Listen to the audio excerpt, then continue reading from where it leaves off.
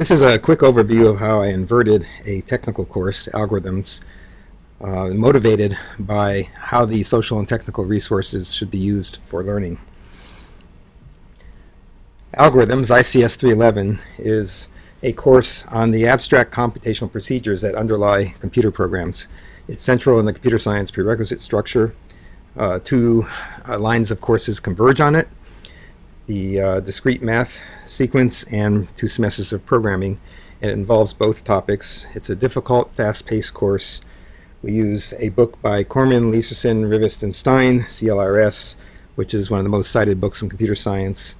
The area of algorithms has expanded considerably over the last few decades, so there's quite a lot of material to cover. Once we get rolling, after the easy introduction during the first week or so, we cover a topic a day or 2 chapters a week of CLRS. It's been a graduation bottleneck for a program, very high repeat rate. I'll give some figures at the end of this presentation. And so we wanted to solve this problem to get more students to pass it. Finally, it's not my area, and this actually factors into how one approaches course inversions. I think you have to have very high content knowledge, a lot of familiarity with content for what's called pedagogical content knowledge. Knowing how to teach in the area is important. I chose to teach this course because I'm required to teach a undergraduate course, and my specialties are not represented in those courses, and I thought that this one would be interesting enough and challenging and would help me with some of the background knowledge I need to read other literatures. But it not being my area, I began to teach it by lecturing. I basically lectured to learn for 2 semesters. I had taught it 10 years before, but with an easier book. And so once we switched to CLRS, I needed to get a grip on the material.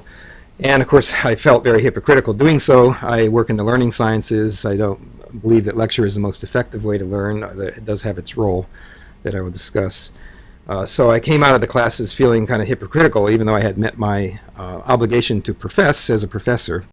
And finally, after 2 semesters of doing that, I was getting enough of a grip on the material to try an inversion, and the carrot came with a course release to invert, as well as the opportunity. A room called Webster 101 became available, and I'll show something about that in a little bit.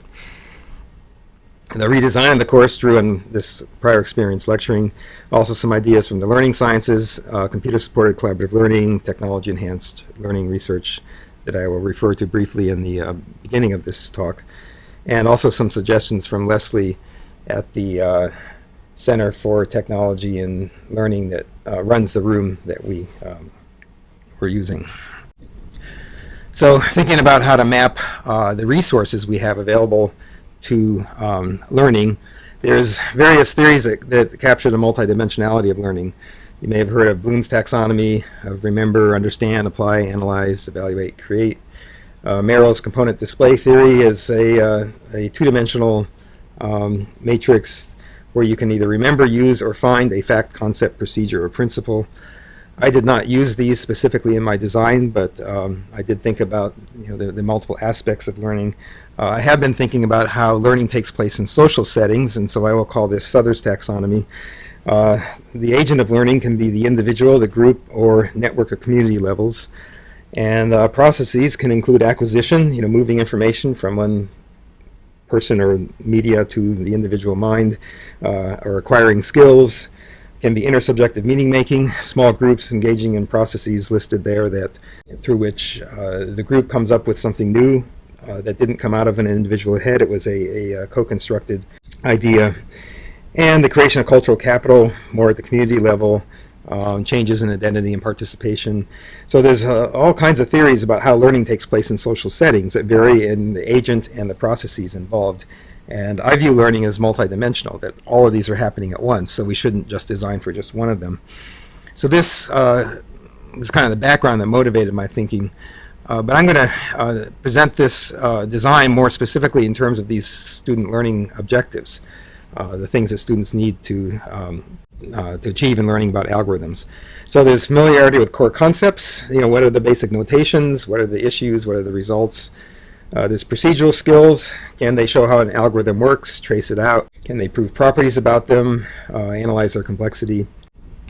reasoning about conceptual issues, understanding some problems in algorithm design, abstracting to principles, problem-solving approaches that are found across multiple algorithms. And then, of course, getting up into the more creative skills, creating and analyzing new algorithms for applications. And one of the most important things that every time I ask somebody in industry what they want from our graduates, this is always in the first sentence: collaborative skills and ability to work on teams. So my presentation of the design will talk about how each of these is addressed specifically by the design. In doing this, we're going to think about what is the appropriate place for each aspect of these multiple dimensional aspects of learning. So different technologies and the associated modes of interaction offer different affordances for learning. So the question is, what is the proper place for each learning activity in the available technological and social settings? When we think about universities, what makes us special is the classroom. That's our unique resource. So many things can be done in the classroom, but what can be done best there is a big question. And it's a very important question to the survival of brick and mortar universities. You might remember in the late 1990s when asynchronous learning networks were being promoted by the Sloan Foundation, and everybody was putting lectures up on web pages, put your PowerPoint and audio on web pages. It was predicted in 10 years brick and mortar universities would be gone. That was about 15 years ago, so we're not supposed to be here. Apparently we offer something that's of unique value, but what is that? And so because classroom is our unique resource, I want to focus on what the classroom offers. And so my claim is that classrooms are uniquely suited to collaborative learning and problem solving with the support of educators and peers. This is motivated in part by Vygotskian theory, the zone of proximal development. The design kind of focuses on the idea that in class, students can achieve more than he or she can achieve alone with the assistance of the instructor and teaching assistant and peers. The ZPD is the idea that each person has a zone of proximal development, or there's that which they can achieve on their own already, which has been internalized, and then there's that which is beyond their capabilities even with help. The ZPD is in between the two. It's that which they can achieve with assistance of a more capable other. So that's what we want to do in the class. We want to push them into new areas. So before class, of course, individual learning does play a role, and before class is self-study so that you have enough background, at least familiarity with the terms and the basic algorithms to prepare for the class experience. And then after class, the homework is going to practice, and exams is going to practice to internalize what was learned in the social setting. So this makes the class the kind of the focus of the whole design. So in summary, to summarize the motivations before I get into the design details, the inverted classroom is designed to maximize the use of the class by using all the various technologies as a place for other learning activities and enabling what I just described to happen in the classroom. And that's why I titled the talk "Learning in its Place," putting learning in its place. So now let's look at the design. In terms of the weekly temporal cycle, the week looks like this. Over the weekend and on Monday and Wednesday, students will review video lectures, the textbook and or web notes. I post I used to lecture from notes that were basically a web page I would scroll through during the lecture. So those are posted. The video lectures usually follow the web notes, and they are, in most cases, aligned with the textbook, although there's a few places where I brought in material from simpler textbooks. But anyway, the point here is that they are provided with these materials to prepare for class. There's a quiz that's due half an hour before each class. This quiz is worth 5 points. By the way, the whole course is 1,000 points, so 10 points is 1% of your grade. It's online in La Lima, and this is to motivate you to study the material. And then Tuesday and Thursday class, we have the collaboration with peers, problems to expose of essential issues. I try to choose problems that are not just tracing things out mindlessly, that where they encounter something where they have to have some understanding to get through it. And then the Friday through Monday, they have individual homework problems on following up on what they did in class. Originally, I thought that these homework problems would be more difficult, but then I realized that the student would be struggling alone without help, so now they tend to be more reinforcing. Then on the semester scale, there's an exam every 5 weeks, and I'll just say more about that later, and 3 programming and analysis projects. So now let's step through this in terms of the student learning objectives. The video lecture, textbook, and web notes are self-study, and that's to have familiarity with core concepts, notations, issues, and results. The video lectures have the feel initially of like a Khan Academy style, somebody's talking and writing on a screen. I use a 800 by 600 resolution Wacom tablet, a very high quality tablet. It's kind of low resolution for these days, but that does produce smaller videos, and what I need to do doesn't really require higher resolution.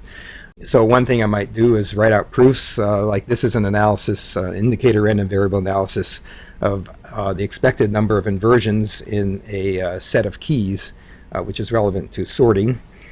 When you're faced with a wall of math like this, students especially might kind of freeze up, in a static textbook format.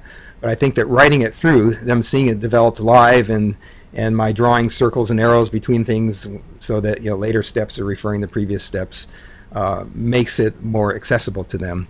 I also bring in images from various sources, bring in the algorithm and a data structure it's operating on, and trace through it, show how it works, and then on the same screen I may do the analysis. So here's Kruskal's algorithm for minimum spanning tree, and analysis showing that it's big O of E log V.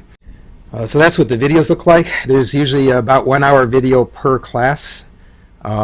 I try to keep them short, but they tend to creep longer than I would like to. They tend to be like 10 to 15 minutes and 3 to 4 videos per class. Now we go to the quiz, which is, of course, to motivate them to prepare for the class and to give them familiarity with the core concepts, notation, issues, and results, just like the readings.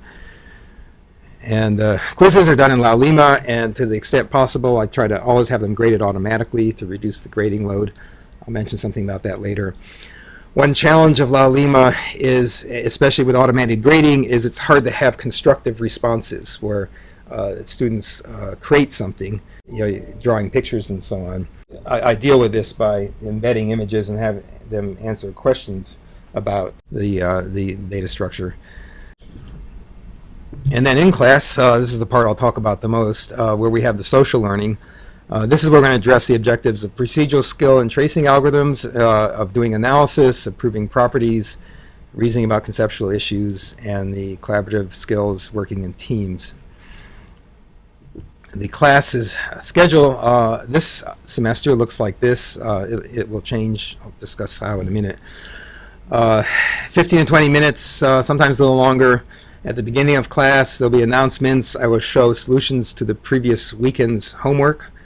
I will then show solutions to the quiz that they just took before class. Any further comments to introduce today's topic. The bulk of the class, ideally 45 minutes in this time frame, would be small group problem solving. And as I mentioned, the problems are chosen to require conceptual work to drive group discussion. And then at the end, I wanted to schedule 5 to 10 minutes for problem solutions and future plans. What has actually happened is that the small group work, they work right up until the end of class. In the last minute or two of class, I'm shouting out the answers. It's very unsatisfying, and this is one reason that we have decided to increase the number of credits for the course. This will enable us to have more time for reflection and discussion of what they just did in the small groups. I think we're missing a big learning opportunity by not doing that. Here's what the class looks like. This is Webster 101. There's 8 tables of 8. Each has a large screen. The instructor has a podium that can project things onto the screen. The students can also hook their laptops up to connectors on each table, and so they can control what's on their own screen. A downside of this is that I have 2 groups at each table. Groups are up to size 4. And so each group should have their own screen, and unfortunately the group that's sitting away from the screen is the one that can plug into the screen, so it's kind of awkward for them to display something next to the people next to the other group. I'll get back to design recommendations at the end. As you can see, there's a teaching assistant circulating. I circulate as well, and the students are all pretty much engaged with each other in working on a problem. So when I first did this, I allowed 64 people to enroll, 16 groups of 3 to 4 students. As students started to drop, I drop it down to 3 per group. And I start out with a random group assignment. At the beginning of every week, they get an email before class, and then it's posted when they come in where they're going to sit, that they are assigned to with random groups of peers that last just that week. It changes every week. And each week I try to make sure after I run the random assignment, I check that there's no 2 people together that week that were together the week before, so they get to mix it up more. I originally did this to prevent dysfunctional relationships, reading the literature on collaborative learning, how freeloaders can glom on the suckers who do the work for them. So this way they can't rely on each week being able to have somebody else do the work for them, and also they will get a bad reputation if they keep doing that with lots of different people. But then I found out when I gave surveys about somebody was saying, hey, why can't we have groups, why can't we just work with the people we want to work with? And so I did a survey and found out that a lot of students actually liked this. They said this was their only chance in the ICS program to get to know other people in ICS, which says something about a need that we need to address outside the course. And they really like getting to know peers. So after the first midterm exam, I said you can form voluntary groups, and less than half of the students opted to form voluntary groups. Slightly over half, both semesters I've done this, have decided to stay in random group assignment. I create Google Docs for each student group. This is some work on my part. One might say, oh, let the students create it, and why do all this work? But I make a template for the classwork, and I make 16 copies of it, each one named by the table, table 3A, table 3B, etc.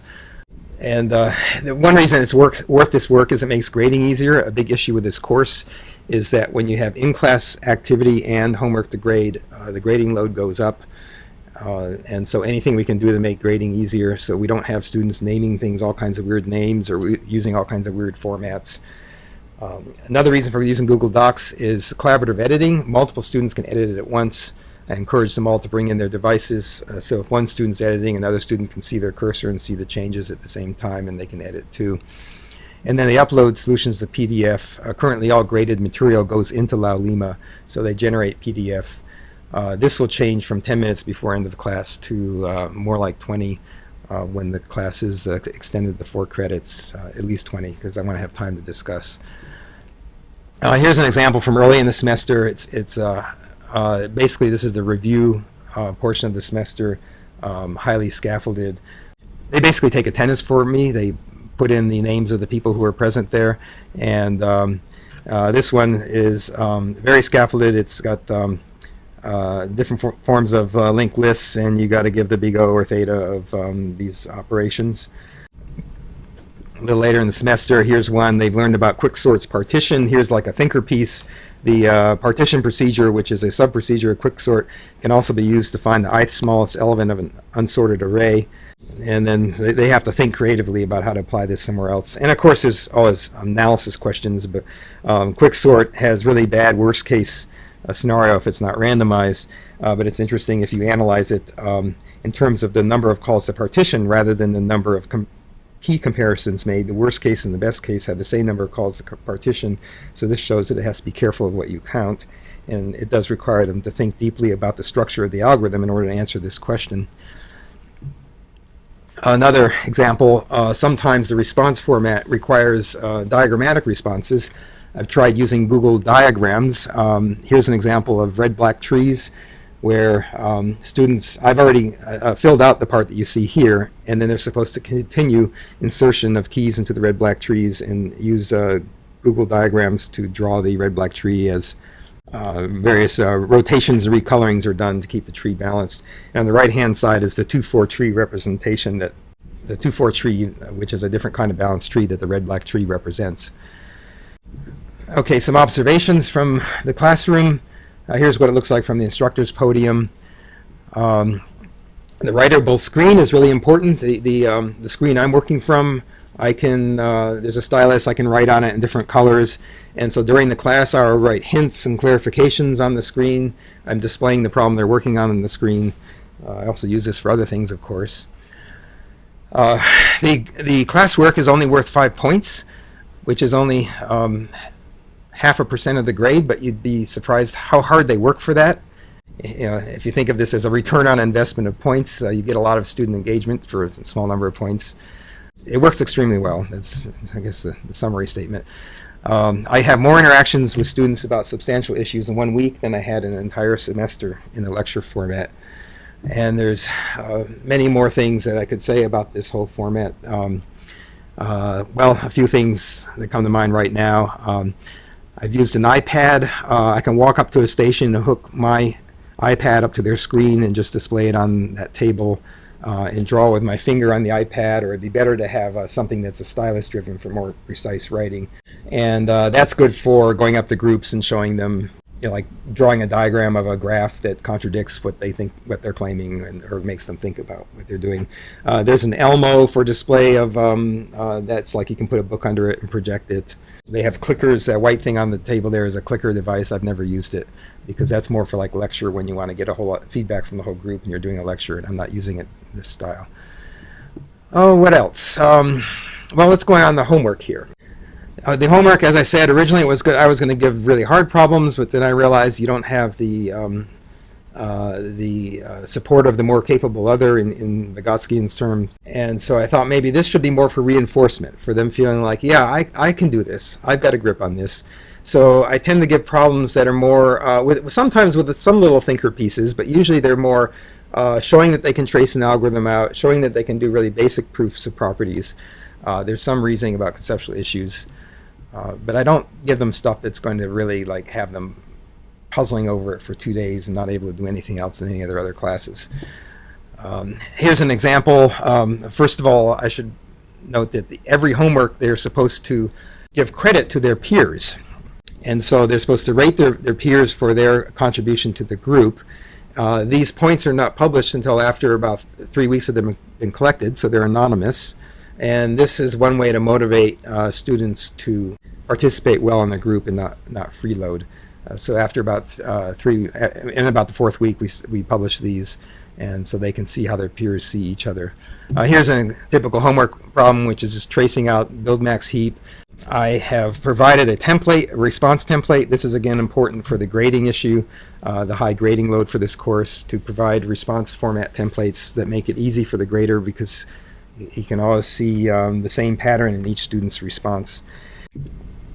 Also, there'll be problems like, modify the code in some way. That's fairly straightforward, but it requires that they understand the code.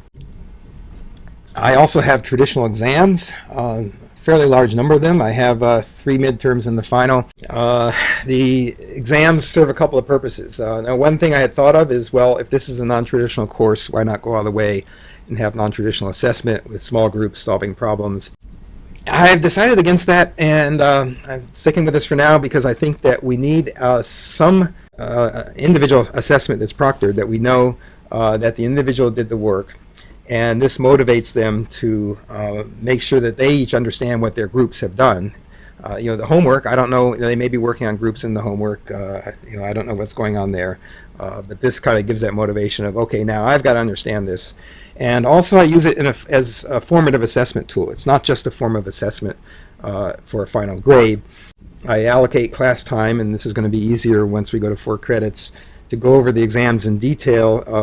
I grade the exams myself, partly because the TA already has a huge amount of work with the homeworks and classwork to grade, and partly because I want to not be too distant from what the students are doing. I need a first-hand understanding of where the students are, and so by grading the exams I get that, and I see the recurring problems. I know what to review in class, and I think that's important.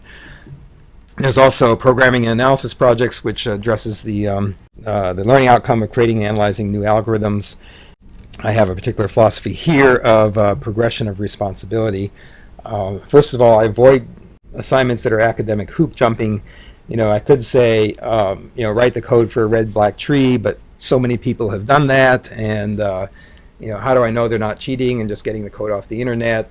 Somebody suggested, well, just tweak it, but a tweak to red black trees would probably be a major research contribution. Either that or it'd be something so stupid that it would be academic hoop jumping. And also, what skills do you need in a work setting? Copying code from the internet, is that cheating, or is that the skill you need in a work setting? So the first assignment tells them to do that. It says, don't implement red black trees. Go and find open source software for red black trees and linear lists and skip lists and binary search trees. Write the code that puts them all together, empirically test them, and compare that performance against theoretical predictions. So this is giving them an idea how it matters what data structure and algorithm you use for implementing some abstract data type like dynamic sets. Then the progression of responsibility. Next step is you make more decisions. So I give them a graph ADT, I give them an interface specification, and they have to make the choices of how to implement it. Do they use adjacency lists or adjacency matrices or some more highly linked elaboration of adjacency lists, and what are the implications? I tell them they're going to have to run algorithms on very large graphs, and that should influence their decision, but I don't tell them how to do it. And the third one is even more open-ended. The boss gives you a problem, doesn't tell you, what algorithm to use, but points you to some literature. The first time I did this, I had them do overlapping community detection algorithms, but that turned out to be kind of beyond what they could really handle. Probably better for a graduate course. Now I have them do more basic metrics, analyzing reciprocity in the graph, transitivity, or what's called the clustering coefficient, various other metrics, and give them literature that describes the metrics mathematically, and they have to figure out the algorithms to do that. So it's a progression of responsibility for these. The first one's, I think, 60 points. The other two are 100 points each, for 10% of the grade. So does it work? Well, anecdotally, yes. Students have told me that this was the scariest class, that they were putting off taking it, and then once they took it in this format, they loved it. I've had a couple of students tell me it was their favorite class, the best one they ever took, which is really amazing to hear with algorithms. There's more student community forming. I'll come out after class sometimes, and they're out there talking to each other, and especially after exams. I've come out after an exam 30 minutes after it was over, and there's still like 15, 20 students standing outside talking to each other. And of course, for me, I've already mentioned I get more substantial interaction in a week than I used to in a semester. I feel less hypocritical. I feel more energized. I feel like I know my undergraduate students now. Before, they were just these, kids wandering around our hall. I didn't know who they are. I actually like undergraduate teaching now that I do it this way. But what about the outcomes? My fall 2012 course compared to my fall 2013 Inverted. Now, these courses are different. There may be some ways in which it was easier to earn points in 2013, but I think that the difference is enough that doesn't explain it all. So average number of points from 62 to 77% out of the 1,000 points. The final exam, by the way, is cumulative. The midterms are more like the homework's kind of reinforcing. The final exam is more has more problems like here's a situation, which algorithm would you pick? So here the percentage goes from 48 to 68%. And as a result of these numbers, I was actually shocked when I looked at this before making this talk. I didn't realize it was so bad that 17 out of the 40 students in fall 2012 did not get a grade good enough to pass. They're going to have to take it again. It's almost half of them. This dropped to 9 out of 56 in 2013. And 7 of the students in 2013 were repeats from my previous courses, and they all passed. A curious trend, I don't know if I should put much stock in this, but when we walked in the class this spring, both my TA and I said, wow, there's a lot of women.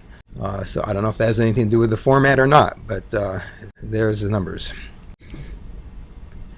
Okay, some issues. The workload. The workload is large. I probably should have put the first item in this list, which is something I said at the beginning. You have to have deep content knowledge to do this. You really have to understand this material.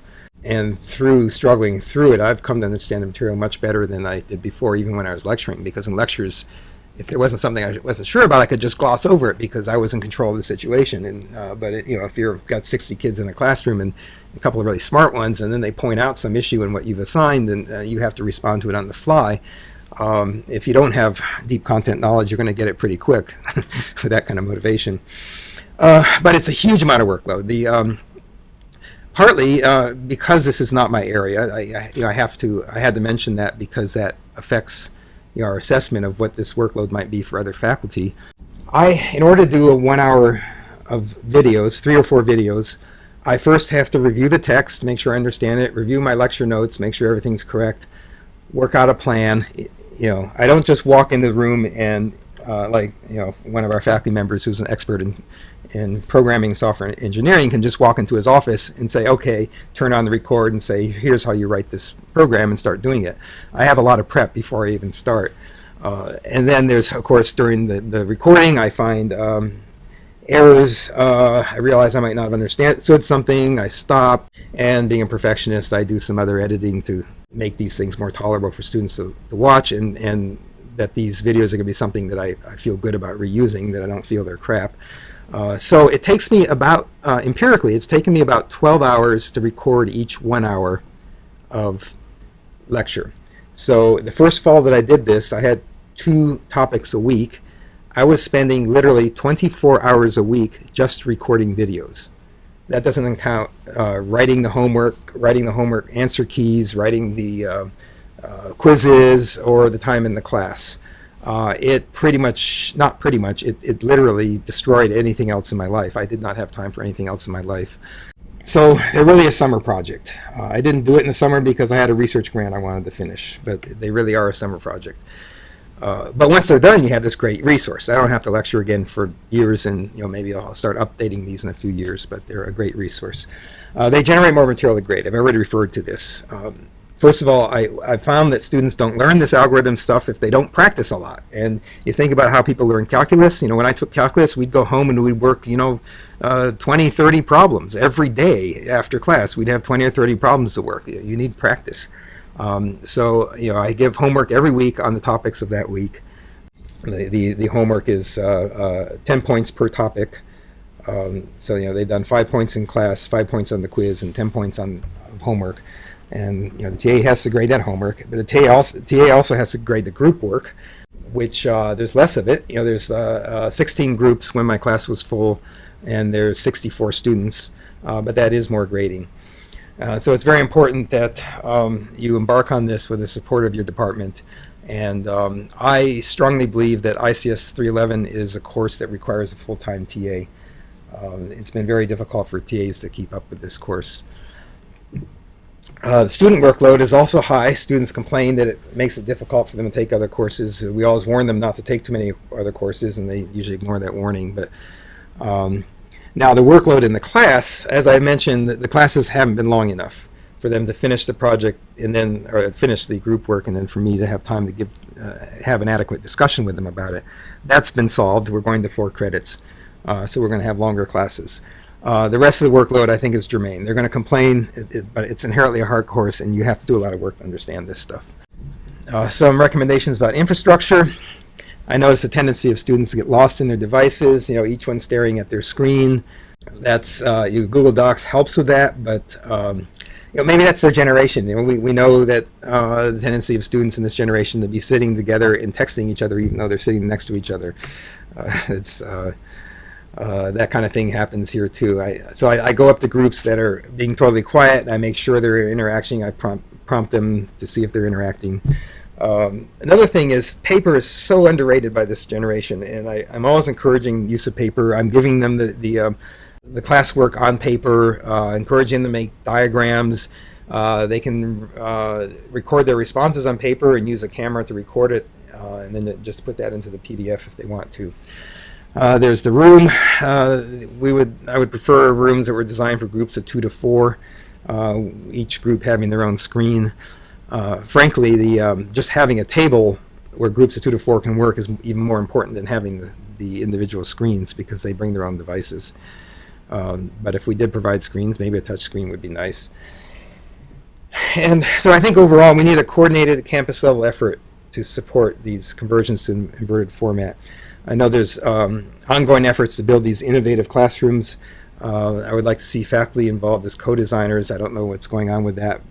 We need funds for course release to produce these inverted courses, and I did this all without media staff support. I did my own video editing. I'm a little skeptical about whether media staff could solve that problem, because do they understand the material enough to edit the video? At least they could get rid of the uhs and pauses. But there may be places in the video where I started a data structure transformation and then something went wrong, and then I restarted it, sometimes 2 or 3 times, and then I say use that one, and then so I have to go in and do that editing because they won't know what to do with that. And we need to increase TA allocation to people who do this, at least until we get a feel for the grading required. Okay, that's it. Contact me if you have any questions or want to discuss it.